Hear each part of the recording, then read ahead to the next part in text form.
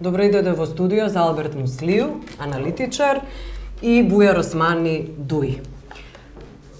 Почнуваме со прашање околу денешната пресконференција на лидерот на СДСМ Заев, кој пушти аудио снимка на премиерот Груевски, каде што една особа договара со премиерот Груевски кеш пари, како рече Заев, и го повика јавно Груевски пред да ја пушти аудио снимката, да каже дека е вистина дека земал 1,5 милион евра кеш од газданини за продажбата на Македонска банка и за неплатениот данок од 225.000 евра и за криминалната офшор мрежа што ја краде Македонија, го цитирам Заев.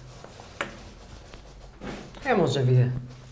Ја не сум ја чул пресконференцијата, така да немам коментар по. Но вчера ја слушнавте пресконференцијата на Заев, која најави аудиоснимката денеска. Наистина не би влегол во тие меѓупартиски конфронтации. Ние во ДУИ сметаме дека во текот на кампањата, позитивната кампања е тоа што граѓаните ја очекуваат и објаснување на платформата. Сега не знам кој е пристапот на политичките партии, ниту во однос на стратегијата на кампањата, ниту во однос на конкретните обвинувања. Значи не ве интересира обвинување на Заев кон Груевски? Ние овие последни денови од кампањата сме фокусирани да ја пренесеме пораката до нашиот електорат и до нашите граѓани во однос на тоа што нудиме за наредните 4 години. Но ако победите, например, влегувате во коалиција со ВМРО-ДПМН, до вчера бевте во коалиција со ВМРО-ДПМН, не ве загрижуваат вакви обвинувања? Мислам дека има институции кои што ги следат. Ако знаете, со новиот закон и на основа на една пресконференција можат институциите да преземаат мерки. Верувате во институциите? Така да се разбира дека веруваме. Врз основа на кое искуство верувате? Учествуваме во тие институции, се разбира дека градењето на доверба на институциите е макотрпен процес. Колку време трае градењето? Преку ноќ не може. Така? Ние сме релативно нова држава, ги градиме институциите. Колку време им давате на институциите да почнат да функционираат? Дека можеме да одредуваме бројки кога може да кажеме дека созреваат институциите, континуирано треба да созреваат и да се прилагодат на новите околности. Прво институциите беа еднострани, во кои што албанците беа исклучени, целиот овој период бевме ангажирани албанците да бидат дел од тие институции. А велите немате искуство како албанска не дека немаме искуство, Македонија е нова држава, институциите се градат, се разбира дека довербата секој ден треба да се гради и да се добие од страна на довербата според многу анкети рапидно паѓа. Граѓаните стануваат се повеќе цинични и алиенирани. Но ајде господине Муслију, вашиот коментар околу ова пресконференција на Заев, не ја слушнавте можеби и вие аудиоснимката, но е важно тоа што веќе тој вчера најави дека постоел некаков кеш од 1,5 милиони евра. Види се, ја неќам да навлегувам во автентичноста, во вистинитоста и во тоа све што, пошто во секоја нормална процедура треба двете страни да ги слушнете, а секако дека институциите имаат обврска. Ние како граѓани може да коментираме, да одлучуваме, а институциите имаат обврска да реагираат. Но до сега не ја практикувале обврската да ја реализираат и да ја... Има нели некои законски промени во властувањата на јавниот обвинител нели од јануари, мислам, или од декември минатата година, секако дека не може да се исклучат од одговорноста за реагирање и нереагирање, а во однос на конкретната случка мислам дека е интересно и треба да видиме како ќе реагира спротивната страна, кои аргументи, контрааргументи, каде е вистината, ја не можам да Може ли да влијае ова врз резултатот на изборите? Па секако во зависност од однесувањето на двете заинтересирани или вклучени страни, да не кажам заинтересирани, пошто сите сме заинтересирани, но двете вклучени страни се нели Заев и СДСМ со Груевски ВМРО-ДПМН, верувам дека во зависност од нивното однесување, ова може да има позитивен, негативен ефект. Тоа треба да се причека, пошто многу тазе, но во секој случај е нешто што целиот процес го прави поинтересен и повжестен. Верувате дека ќе има некаква промена во резултатот после овој настап на Заев, овие обвинувања и околу претседателскиот втор круг на избори, но и парламентарните се разбира? Не знам, јас сум склон повеќе да верувам дека граѓаните очекуваат во текот на кампањата политичките партии да излезат со платформа во однос на тоа што ќе го прават. Мислам дека предлабоко сме влезени во кампањата за да нешто се менува во однос на кредибилитетот на актерите во бидејќи сметам дека првиот дел од кампањата е тој дел кога надпреварувачите создаваат кредибилитет кај граѓаните. Веќе втората половина е делот кога треба да се објаснува платформата. Барем така ние сме ја концепирале нашата стратегија. Како го коментирате фактот дека останаа многу традиционални, многу малку традиционални медиуми кои се критични, Телма и 24 се во прашање и огромен број на медиумите, огромен дел на медиумите воопшто и не ги пренесуваат ваквите пресконференции на СДСМ и обвинувања за криминали. Освен законските обврски да ги пренесуваат сите страни и е до кредибилноста на медиумите. Значи сите вон државни институции својот кредибилитет го градат врз основа на своето однесување. Никој тука не е исклучен, не се исклучени ни граѓаните од целиот тој процес на градење на кредибилитет. Така да можеме ние едностоп да зборуваме за некој медиум дека не е кредибилен, ако граѓаните продолжуваат да го пратат тој медиум, значи проблем е нешто и кај граѓаните, не е само до медиумот. Сакам кажам дека огромен број на мнозинството на граѓани нема да слушнат воопшто за ваквите обвинувања. Не е Македонија толку голема држава да граѓаните може себе си да се амнестираат од некои обврски и као граѓани да пратат само затоа што нешто не го слушнале директно на начин на кој тие преферираат. Не ги амнестирам ја тука медиумите. Значи нивниот кредибилитет секако дека зависи. Но секој има улога во општеството, тоа се кажа. За жал овие 24 години е многу лесно ги амнестираме и граѓаните од сета таа обврска да се гради едно демократско општество. Така да најповеќе се тие кои својот кредибилитет го градат на погрешен начин, но секако дека и граѓаните имаат обврска да го пратат тој кредибилитет и да го оценуваат. Така, да. Добро. Ваш коментар околу првиот круг на председателски избори и 120.000 гласови повеќе доби господинот Иванов. Тоа е импресивна бројка. Очекувана ли е за вас, господин? Мислам дека имаше еден друг момент поимпресивен во првиот круг од председателските избори, а тоа е плебисцитарното не на албанците во однос на нашиот повик за едностран председател. Вие имавте пресконференција околу тоа е клучниот момент. Ве молам коментар дали сте изненадени од оваа бројка 120.000 предност? Мислам дека одредени анкети со кои што ние располагавме укажува на вакви бројки. Добро, Муслио. За големината на разликата јас сум малце изненаден и можеме да коментираме кај се дефектите.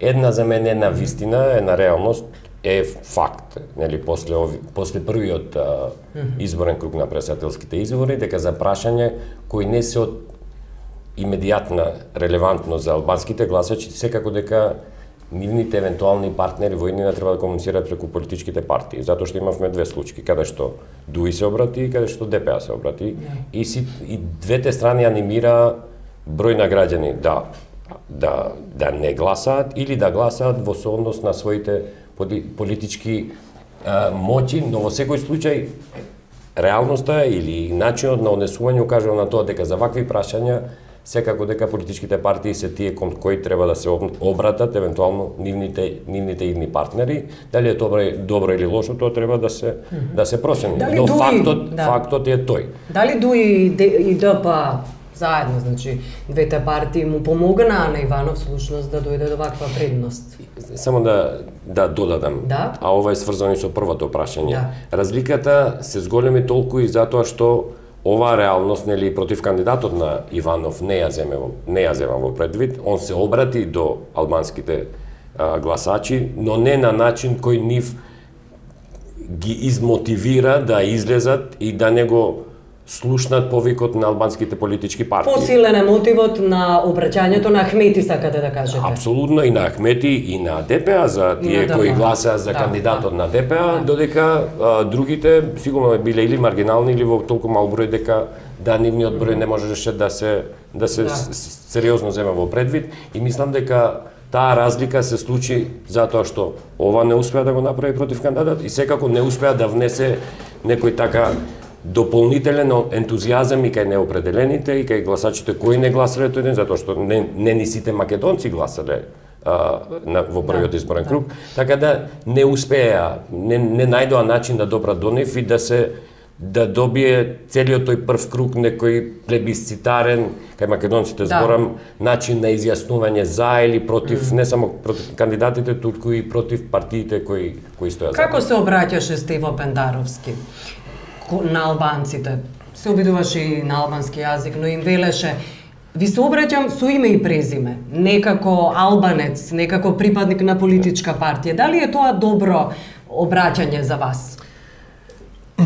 Ние и денеска имавме став по однос на ова прашање. Значи, за прв пат има обраќање и на премиерот Груевски вчера, им се обраќа директно на албанците, и на господинот Заев и Пендаровски им се обраќа на албанците.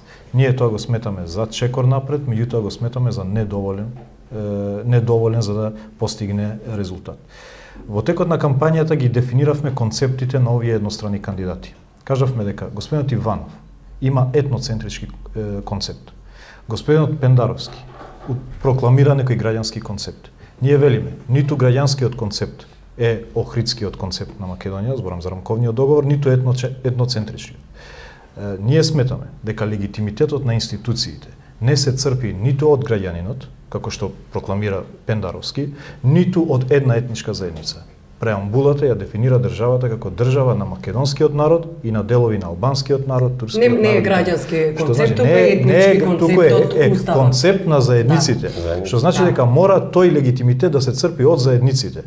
Затоа ги отфрливме и етноцентричниот на Иванов и граѓанскиот на Пендаровски, понудивме наш концепт, дека председателот треба да биде продукт, плод на меѓуетничката консензуалност. Тогаш зошто немавте ваш кандидат? Затоа што сметавме дека треба да бидат двете поголеми етнички заедници, треба да го дадат тој кандидат. Имавте ли на ум, кога го говоревте ова, имавте ли на ум еден профил на кандидат? Ние сметавме дека прво треба да утврдиме рамка. Не, дали вие имавте во ДУИ име и презиме на кандидат? Да, имавме. Кој? Не, мислам дека сега е безвредно откако се завршени тие. Што не е безвредно? Зошто би било безвредно да би слушна јавност? Тие преговори се завршени со ВМРО пред 3 месеци. Битно не се договоривме ние. Значи, кога разговаравме, се обидуваше цело време да се каже дека тоа е договор меѓу две коалициони партнери. Вие се договаравте ли добро? Со СДСМ се договаравте ли? Не, затоа што СДСМ не е легитимен представник на македонскиот народ. Идејата на меѓуетничка консензуалност е договор на представникот на албанскиот народ со представникот на македонскиот народ. Во случајот од изборите од 2011 тоа е ДУИ. Но вие мене во телефонски разговор и после тоа како изјава тоа го пренесов за нова, кога ми изјавивте дека прво ќе разговарате со ВМРО, доколку не се договорите, одите на разговори со СДСМ. Идејата беше на почетокот да се постигне што поголема консензуалност, поголем договор. Не зошто со СДСМ одбивавте да разговарате? Затоа што се предомисливте? Не, затоа што во основа меѓуетнички консензус значи консензус меѓу легитимните представници. Добро, го кажавте. Значи во мултиетнички општества граѓаните не може да се договараат надвор од заедниците во кои што припаѓаат заради социјалниот, етничкиот, културниот контекст во кој што се формирани. Така предвидува Охридска Македонија. Како тогаш, ајде вас ќе прашам па после господинот Муслију, како тогаш ДУИ доколку биде победник на изборите и договори коалиција со ВМРО ДПМН би го земала мандатот од господинот Иванов? Ако не го прифаќате, не го признавате како председател. И не сте ни гласале за него. Три нивои на власт. Собрание, законодавен дом, влада како извршна власт и председател на државата. Во собранието албанците создадоа механизам за спречување од надгласување. Тоа е Бадентеровиот механизам кој го штити нивниот интерес. Во владата создадовме таков механизам кој што за сега за жал е непишано правило, дека победникот од македонскиот блок прави коалициона влада. За жал затоа што не е пишан во закон или во устав, дека влада се формира од страна на победниците во двата блока. Меѓутоа е непишано правило после 2008 година и тука албанците чувствуваат дека нивната волја се одразува во владата. Остана една институција, председател на држава, во кој што улогата на албанците не се рефлектира во одлука, во изборот на председател. Што се случи на 13 април? Се докажа дека системот има структурна системска мана. Председателот се избра или отидува во втор круг или ќе се избере, а албанците ги бойкотираат тие избори. Добро, што треба да се Што значи? Дека има системска грешка во изборот на председател. Треба во собрание да се Значи, или требаше да се оди со заеднички кандидат меѓу двете етнички заедници преку легитимните представници, или промена на уставот и избор на собрание на председател. Добро, и ако дојдете до власт, ако влизете во коалиција, тоа значи дека ќе го менувате уставот, ќе барате, ќе иницирате. Значи, ние не се повлекуваме и од идејата, не само на овој втор круг, и наредните избори, дуи нема да прифати едностран председател. Добро, ајде господин Муслију, ваш коментар, дуи како ќе го побара мандатот ако го бойкотира Иванов? Во секој случај, мислам дека дуи ќе има проблем после формирањето евентуално. Сега не ќе ја да прејудицирам дали ќе победи ВМРО, дуи, ДПА или СДС. Не под предпоставка двата коалициони партнери сега да победат, секако дека дуи ќе има проблем да се повлече од ставот што се однесува до председателот. Затоа што на 13 беше јасно изразен ставот. И мислам дека и кај албанците има очекување да се бара промена на начинот на избор на председател, не да се чека до следните председателски избори, туку да се бара промена на уставот и председателот да се бира нели во парламентот. Да не прејудицираме ние дека и председателските избори ќе поминат со постигнување на цензус. Тоа тек треба да го видиме, и на минатите председателски избори имаше повеќе гласачи него на овој прв круг, па сепак беше проблем да се постигне цензусот во вториот круг. Но во секој случај... Потребна ли е промена на уставот? Неопходна ли е? Види, искуствата кај албанците, сега да не зборувам ја во име на политичките партии, искуството кај албанските граѓани дека тие не се идентификувале во минатите години со функцијата, со институцијата на председател. Затоа што не е ретко, не само што не ја рефлектирале волјата на албанците, туку неретко се ставале во позиција од спротивната страна на албанскиот граѓанин. И затоа заинтересираноста кај албанците и на минатите председателски избори беше многу помала него што беше кај македонците. Но овие председателски избори, значи имаше изјаснување дека не се за овој модел на избор. Да не навлегувам во причините. Овој модел на избор на председател е мнозински модел. Охридскиот договор е договор кој исклучува исклучивост на немнозинските од страна на мајоризација. Така да ова е дефект од минатиот уставноправен поредок. И трето, ја не сум видел некој голем анимозитет ни кај македонските политички партии кон парламентарниот избор на председател, затоа што да сакаа председателски модел сигурно ќе го смена уставот и ќе му дадеа поголеми ингеренции. Но во секој случај сакам да потенцирам дека албанските политички партии, вклучувајќи го и ДУИ, ќе имаат проблем сега да ги повикуваат албанците евентуално на идните председателски избори за бирање председател ако нешто не се смени во моделот. Дали ќе се договорат за консензуален, дали ќе се бира во парламентот, но во секој случај овој модел би бил више проблематичен за албанските политички партии. Сте разговарали ли со примерот Груевски на оваа тема, мислам на кмети, на дуи? Да, се согласували тој дека треба така да биде Добро, ќе ги прашате од ВМРО кој е нивниот став, јас можам да зборам. Дали е договорено? Јас можам да зборам само ставот на ДУИ, значи неколку месеци пред парламентарните избори ние сме укажале дека има системска грешка при изборот на председател и тој процес не е инклузивен. И албанците не се чувствуваат дека се дел од ВМРО, дали имате позитивен став? Ние сметаме дека сите македонски политички партии не покажаа подготвеност да се соочат со овој момент кој што ние го ставивме на маса, ниту да најдат решение. А мислите дека сега ВМРО ќе се согласи, Груевски ќе се согласи за промена на уставот и на ваков начин на гласање? Ние не се повлекуваме од нашата идеја се до нејзина конечна реализација. Тоа е наш конечен став. Груевски се плаши дека ако нема 62 пратеника, повторно ќе го уценувате. Тоа е дел од неговите говори. Како тоа мислите вие со господинот Груевски да договарате промена на устав, а тој вели дека го уценувате?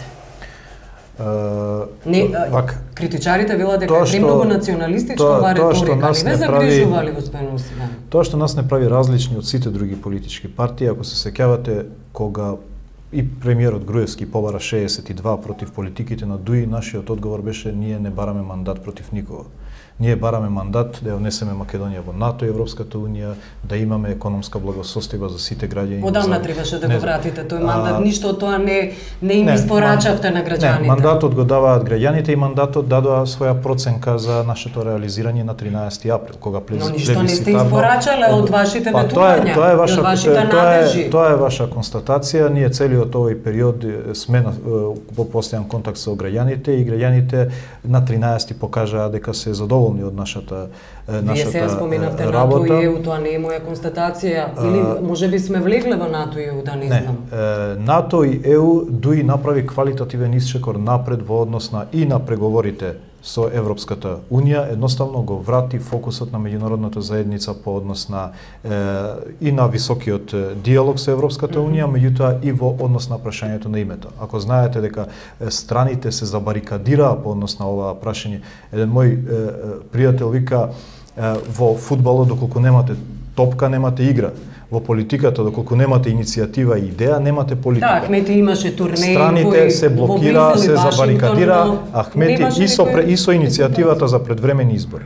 И со дипломатската иницијатива на Ахмети, ние фрливме топка во поле. Ајде во поле да видиме што стана во тоа поле кај што е фрлена топката и кој е одговорот на Груевски. Вели дајте ми 62 мандати. Ја тоа дајте ми 62 мандати го прифаќам, го сваќам као дел од политичката кампања. У Македонија, Македонската победничка партија може да има и 90 мандати. Тоа не значи дека може да формира влада без албанскиот партнер, иако уставно правно не е задолжена.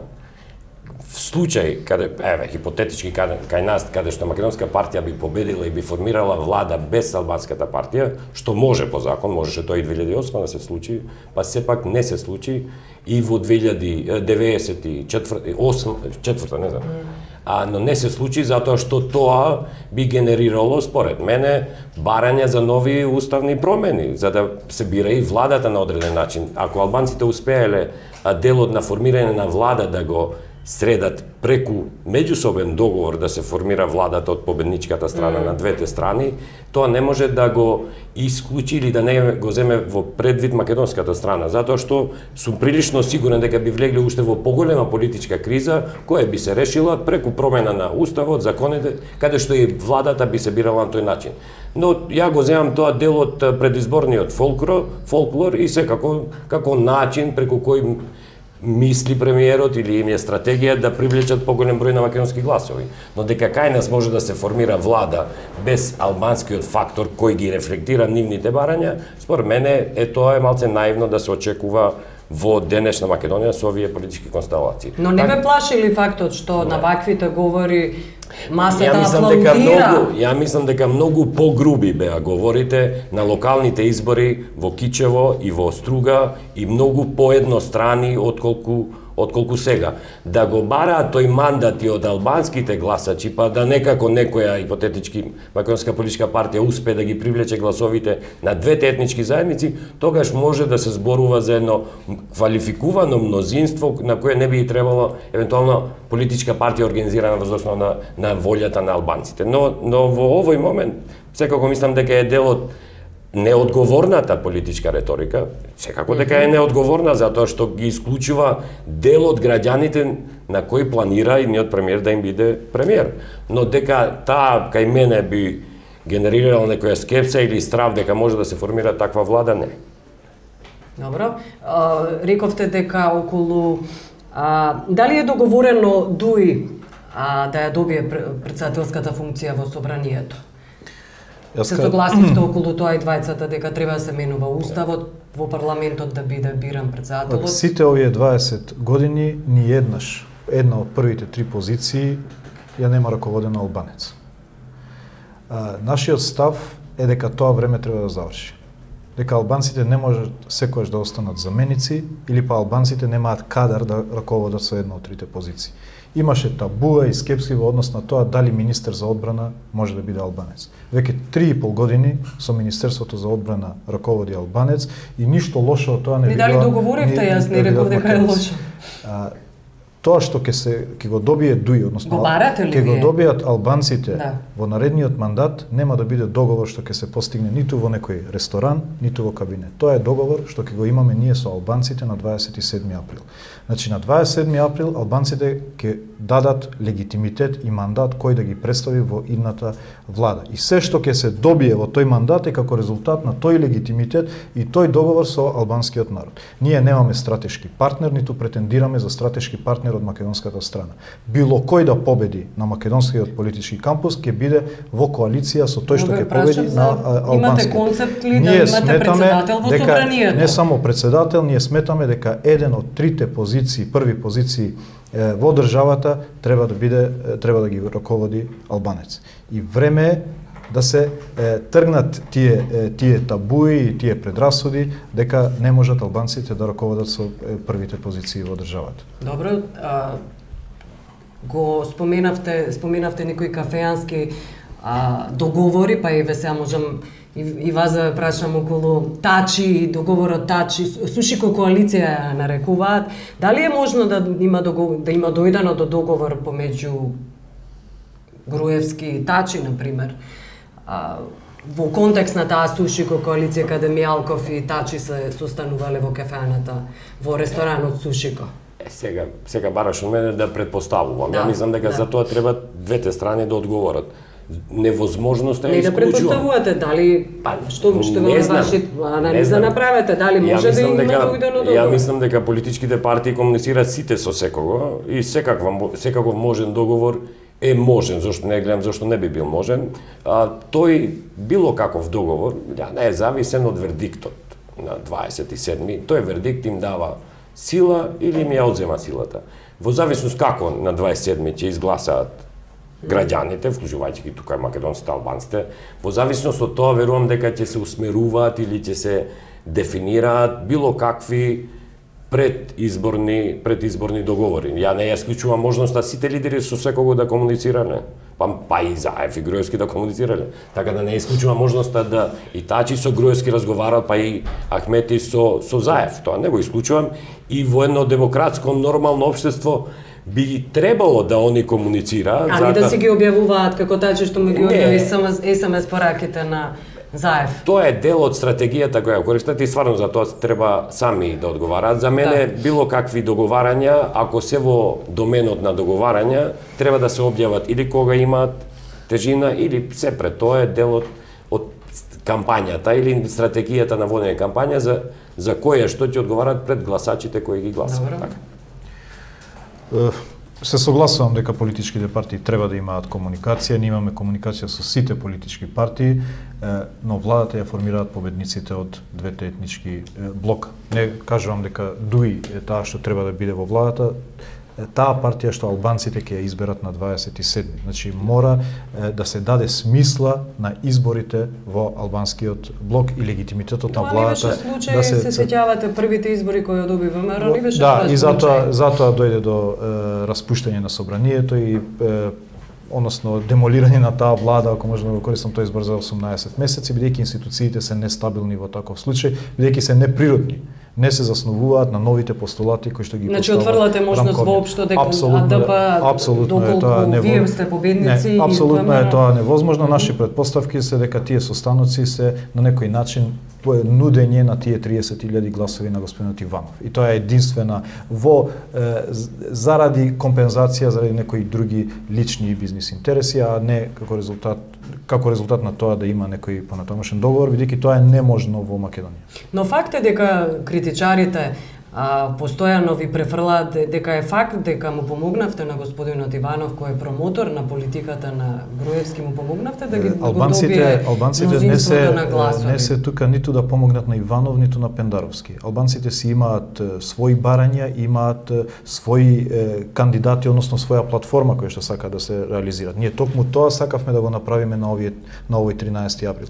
Да го чуваме дигнитетот на албанскиот глас кој што до сега на претседателските избори беше пред предмет за подкусурување помеѓу двете македонски политички партии. Кој ќе ги земе во вториот круг, кој ќе ги земе првиот круг. Албанците се државотворен народ после 2001 и тие сакаат да учествуваат во одлучувањето.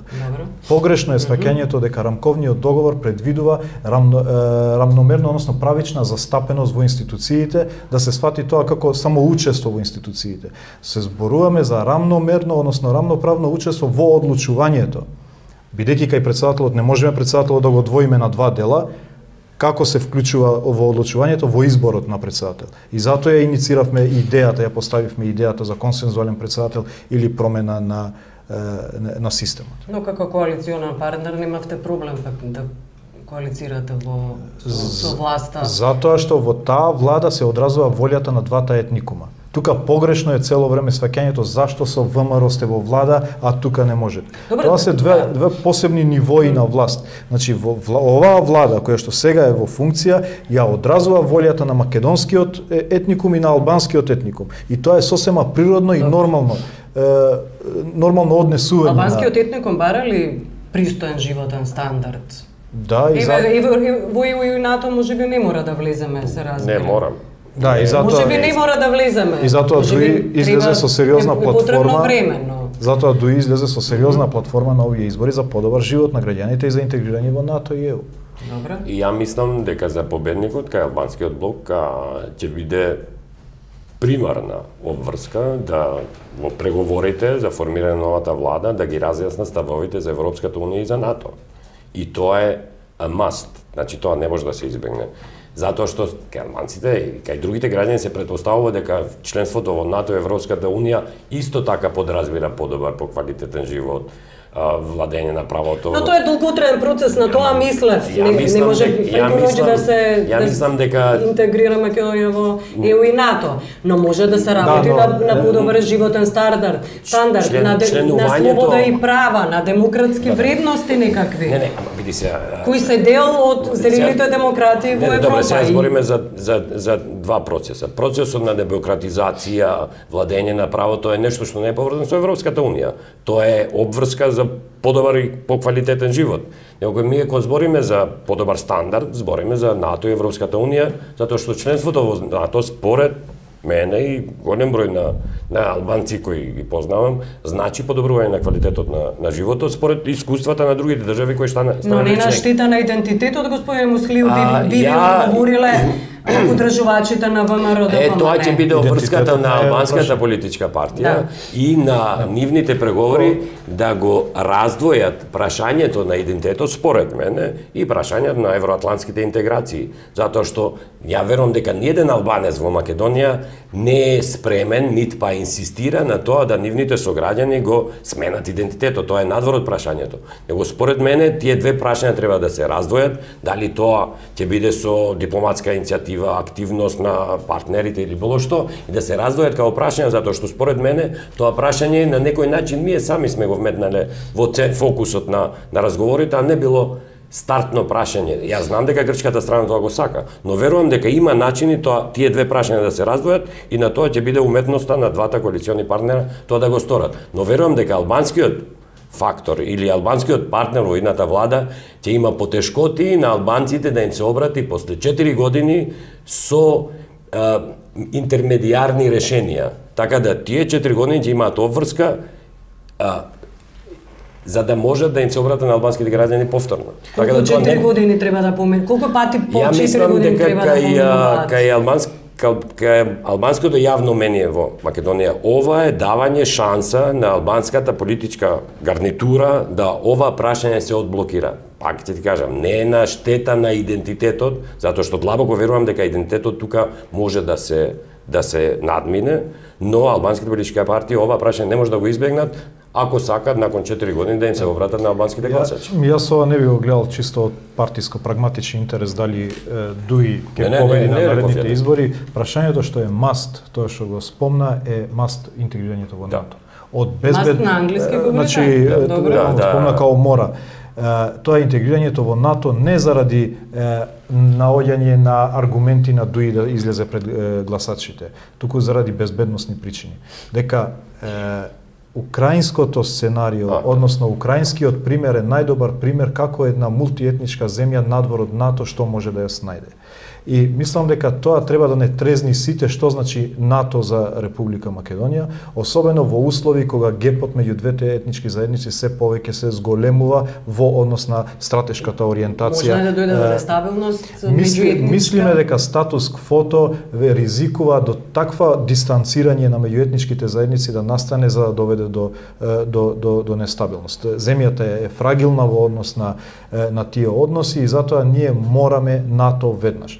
Ахмети на некој начин определи некоја црвена линија по однос на интегрирањето НАТО во веднаш НАТО говорите веќе со години. НАТО веднаш во смисла септември НАТО самитот во Лондон. Јас кога кажав дека дури со иницијативата за предвремени парламентарни избори фрли топка во полето, всушност ние направивме преместување на на парламентарните избори од 2015 сега за да ослободиме веднаш простор до септември да најдеме решение за името и влегување во и верувате дека ќе најдете решение? Мислам дека тоа е, пак ќе кажам, маст за Македонија од безбедносни причини. Колку години велите дека е маст?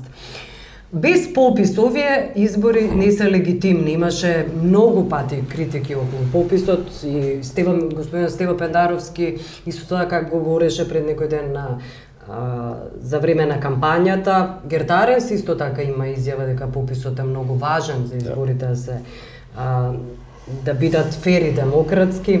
Се говореше за кражба на гласови, го цитирам Заев, беше тука и прашањето околу пустецот, односно символ на полнење, местење на гласови, приполни станови со гласачи, така натаму, гласање со петлични карти, насилство кон Шеќеринска и предупредувања и од ОПСЕ, од Цивил и ДИК.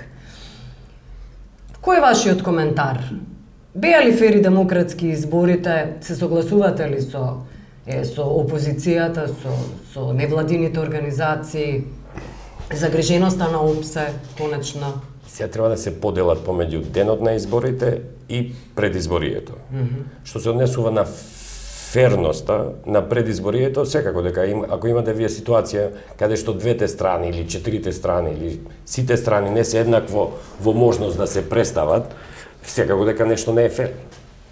Не е фер, а тоа го зборавме на почеток во однос на медиумите. Зошто тогаш СДСМ се согласи прашањето, зошто тоа се согласи на избори? Да. Тоа треба СДСМ да го одговори, затоа ти велам ја. Значи ферноста има одреден степен до каде што нешто може да влие врз резултатите. А што се однесува до денот на изборите или физичкото насилство врз Шеќеринска, стварно има меанизми на кои они треба да се повика. Затоа што не можам ја арбитрарно тука да кажам биле или не биле. Сите вклучени страни треба во целиот и Дуи бараше исклучување на гласачи од Пустец, па не го доби, па не ги прогласија сите избори за нелегитимни или нелегални. Значи тоа треба учесниците во целиот процес стварно да го аргументират и да опстојат кон тоа, а не само да се нафрла некоја аномалија и неправилност. Ние сме свесни дека за нас до пред 8 години успешни избори беа изборите на кои немаше физички жртви. Да. Сега влегуваме во фаза каде што сите страни се трудат или да го извртат влегуваме во фаза на шведски избори.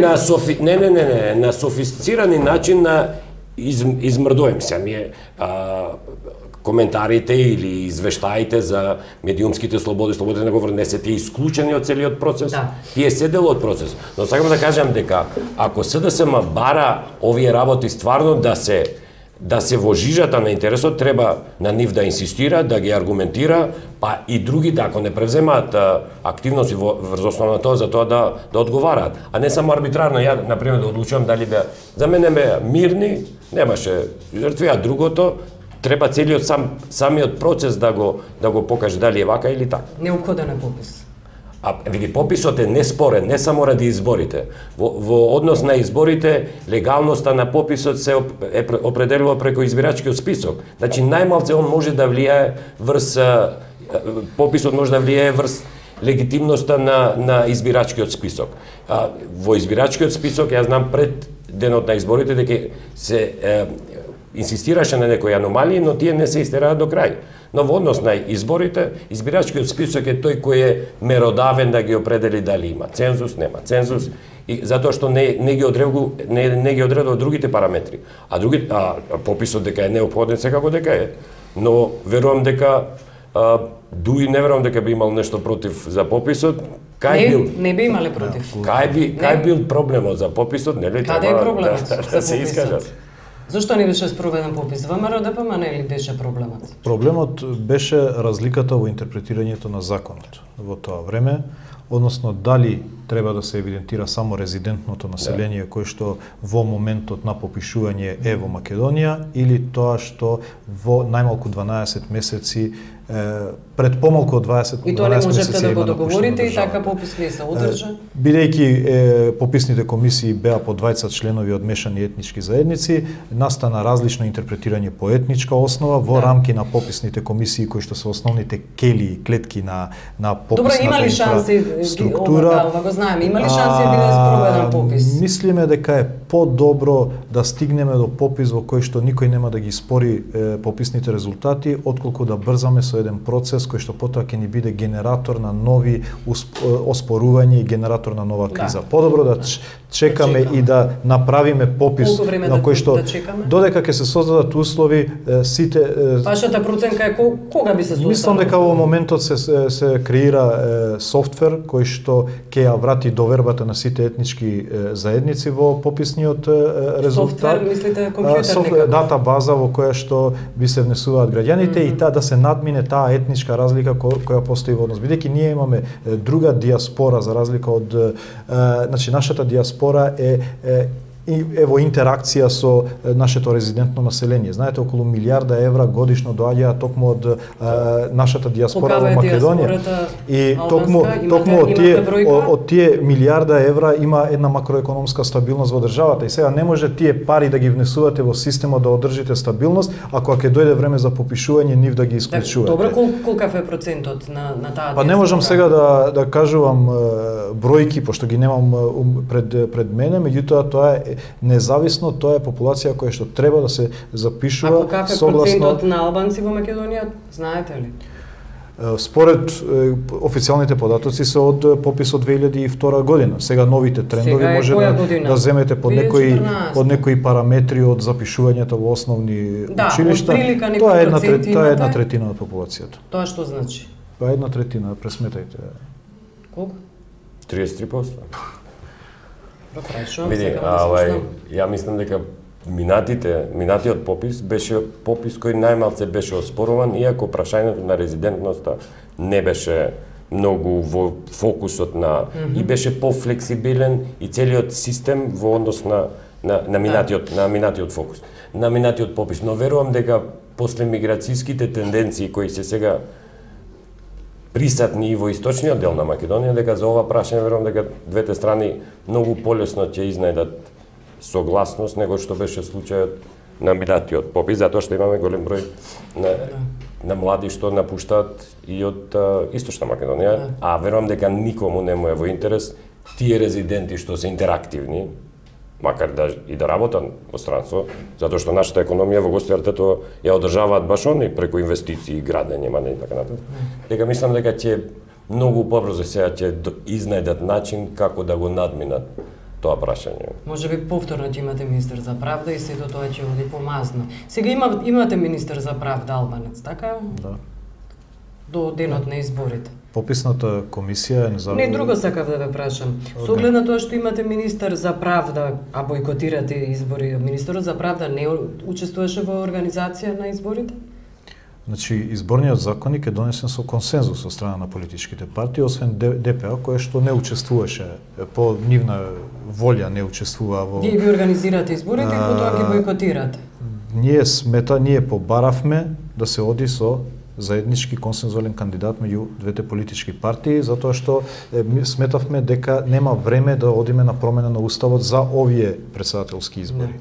Кога не се успеа, ние се повлековме, односно абстиниравме, бидејќи немавме кандидат. Немаше смисла да излеземе со кандидат и да легитимираме еден процес кој што не е инклузивен. Тоа што го направи ДПА, ние го нарекуваме феномен на тројански конј, бидејќи улогата на излегувањето со кандидат беше да се легитимира процес во кој што албанците се исклучени во одлучувањето.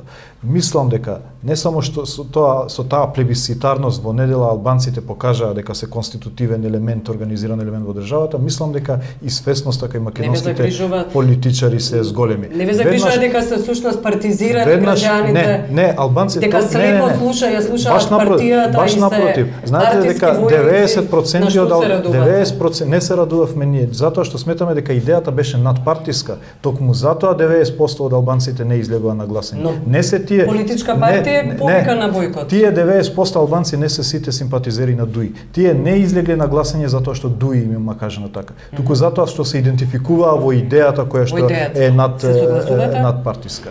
Па резултатите се тие дека идејата, ама ти кажав и претходно, интересот на албанците за учество во претседателските беше помал и во минатото. И да, се користеа за подкусурување на двајцата македонски кандидати. И тоа дека они се согласуваат со неучество во процесот, го покаже малиот број на учество на албанци. Јас се согласувам дека не мора да значи дека они сите се членки на една партија, него они идејата послушници на една партија. Не може 90%. Они идејата за промена на начинот на бирање на председател сигурно дека ја поддржува затоа што не се идентификува и до сега со поранешните председатели. Не само со сегашниот, него со институцијата председател баш поради, викам, мнозинскиот начин на избор и не вклучувањето нивно. Тоа не е спорно дека таа идеја поминува кај албанците и одговорност на политичките партии нешто во однос на тоа да се смени. Но доколку биде избран со оглед на оваа предност на Иванов, тие всушност потпишале за албанците и 90-та година не го гласа уставот, Македонија функционираше, но они се трудеа да го делегитимираат целиот процес на уставност на државата затоа што не беа вклучени во неговото гласање во неговиот избор. 13 април се докажа дека има системска мана при изборот на председател. Добро, ви благодарам што бевте гост.